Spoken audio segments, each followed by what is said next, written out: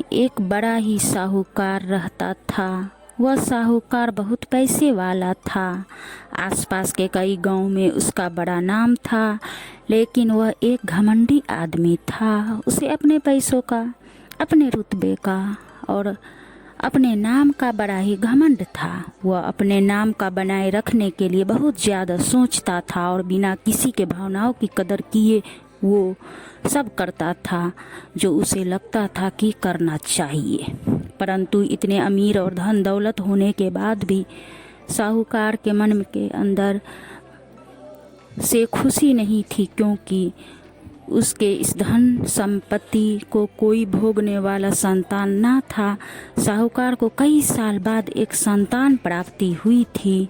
साहूकार ने अपनी इस खुशी को मनाने के लिए अपने घर पर एक बहुत बड़ा कार्यक्रम रखा, जिसमें उसने आसपास के गांवों के सभी श्रीमान लोगों को और सिर्फ ऐसे रिश्तेदारों को जो पैसे वाले थे बुलाया था। वहीं पास के गांव में साहूकार की खुद की सगी बहन भी रहती थी, परंतु इस दिनों उसकी बहन की आर्थिक परिस्थिति कुछ अच्छी नहीं थी, इसीलिए उसने अपनी सगी बहन तक को इस कार्यक्रम के लिए नहीं बुलाया था। उस साहूकार ने जिस कार्यक्रम का आयोजन किया था वह इतना भव्य था कि इस कार्यक्रम की चर्चाएं आसपास के हर गांव में होने लगी थी।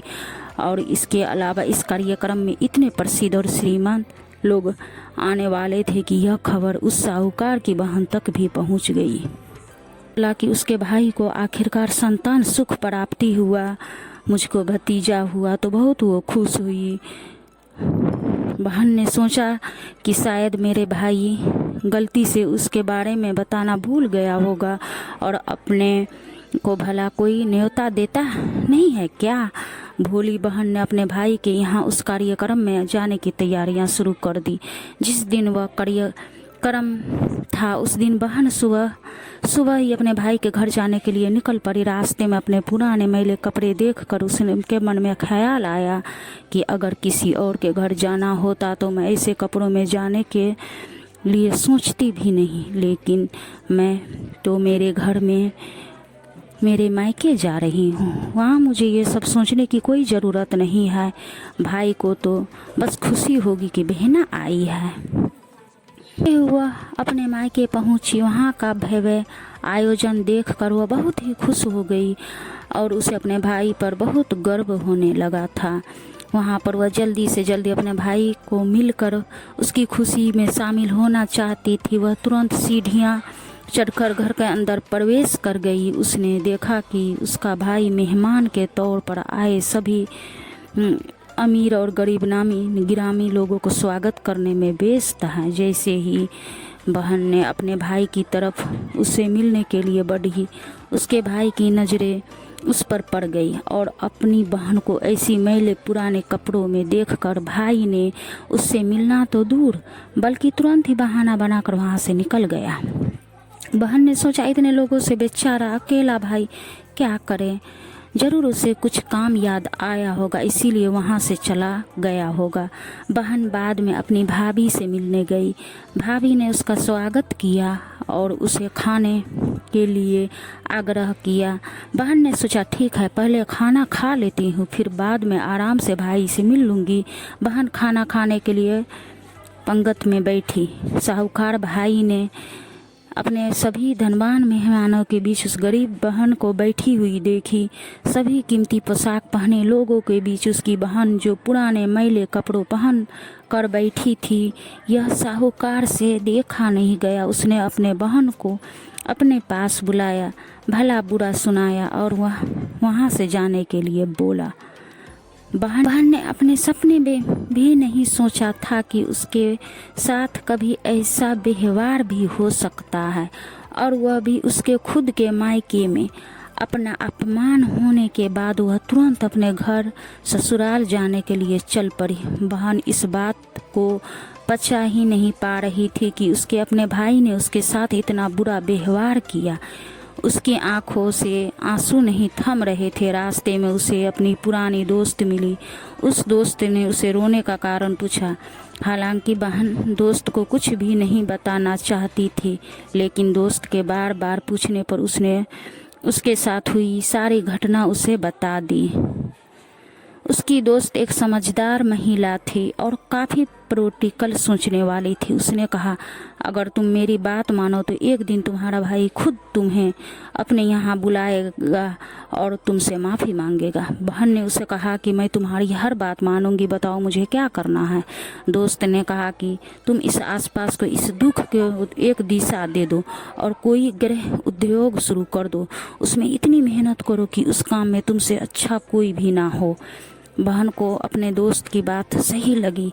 उसने घर पहुंचकर अपने आंसू पोंछकर उसी दिन से एक गृह उद्योग शुरू कर दिया। उसने दिन रात मेहनत की, अपने साथ कई और गांव की महिलाओं को जोड़ा और देखते ही देखते उसका गृह उद्योग चल पड़ा। कुछ ही सालों में आसपास के 50 गांव में उसका नाम और रुतबा काफ़ी बढ़ गया और अब वह पैसों के मामले में अपने भाई से भी ज़्यादा बड़ी बन गई। भाई को भी जब यह पता चला कि उसकी बहन इतनी श्रीमंत हो गई है तो उसने सोचा कि एक बार उससे मिलकर आया जाए। जब वह अपने बहन को उसके घर मिलने पहुंचा तो बहन ने उसका किसी राजा महाराजा की तरह स्वागत किया, उसके पसंद का खाना खिलाया। बहन का ऐसा व्यवहार देखकर भाई को अपनी पिछली गलती का एहसास हुआ, इसीलिए उसने अपने बहन को अपने घर पर होने वाली पूजा के लिए आमंत्रित किया। कुछ ही दिनों बाद बहन अपने भाई के यहाँ उस पूजा के लिए पहुँच गई। जैसे ही बहन अपने भाई के घर पहुँची, उसका भाई उसके स्वागत के लिए दरवाजे में ही खड़ा था। बहन अपने महंगी गाड़ी में आई थी। उसने बहुत कीमती साड़ी और उससे भी ज़्यादा कीमती गहने पहने रखी थी। बहन का ऐसा ठाट बाट देखकर सिर्फ भाई नहीं बल्कि उसका पूरा गांव दंग रह गया। मतलब का रिश्ता। भाई दौड़ कर आया और बहन की गाड़ी का दरवाज़ा खोलकर उसे बाहर आने के लिए कहा और बड़े प्यार से उसे पूजा का प्रसाद ग्रहण करने के लिए बुलाया। बहन को इस बार 12 पकवान परोसे गए थे। चांदी की थाली में उसे खाना दिया गया था। वह साथ में एक सोने की चम्मच भी रखी हुई थी। उसके बैठने के लिए बेशकीमती पाट रखा गया था। बहन को यह सब देखकर उसके वह पुराने दिन याद आ गई जब भाई ने उसे बिना खाना खिलाए ही भला बुरा कहकर वापस लौटा दिया था। बहन खाना खाने के लिए तो नहीं बैठी, लेकिन उसने अपने सारे कीमती दाग जेवर और उतार कर उस थाली के सामने रख दिए और खाने में से कुछ निवाले उन गहनों पर रख दिए। बहन का ऐसा व्यवहार देखकर सभी हैरान थे। किसी को नहीं समझ में आ रहा था कि बहन ऐसा क्यों कर रही है। आखिर वह क्यों उन जेवरों को खाना खिला रही है। जब सभी ने उससे पूछा कि वह क्यों ऐसा कर रही है, तब बहन ने सबके सामने बताया कि आज जो उसका इतना मान सम्मान हो रहा है वह दरअसल उसका नहीं, उसके इन्हीं कीमती जेवरातों को और कपड़ों का ही हो रहा है, क्योंकि मैं तो अभी भी वही पुरानी साहूकार की बहन ही हूँ। अगर कुछ बदला है तो वह मेरी परिस्थिति है, मेरे कपड़े और गहने हैं। भाई ने अपनी गलती का एहसास होने पर इस बार अपने बहन के पैर पर पकड़ कर माफ़ी मांगी। बहन जो पहले भी अपनी भाई से निस्वार्थ प्रेम करती थी, उसने अपने भाई को माफ़ कर दिया और उसे गले लगा लिया। दोस्तों, पैसे सिर्फ हमारे जीवन का सरल बनाने के लिए हैं, जबकि रिश्ते जीवन में मिली किसी वरदान की तरह है। अगर उन्हें सच्चे मन और निस्वार्थ भाव से निभाए जाए। पैसे खर्च हो जाए तो आप बाद में भी कमा सकते हैं, मगर रिश्ते खर्च हो जाए, टूट जाए तो दुनिया का सारा धन भी आपको उन्हें वापस नहीं दिला सकता। दिल को छू लेने वाली कहानी है।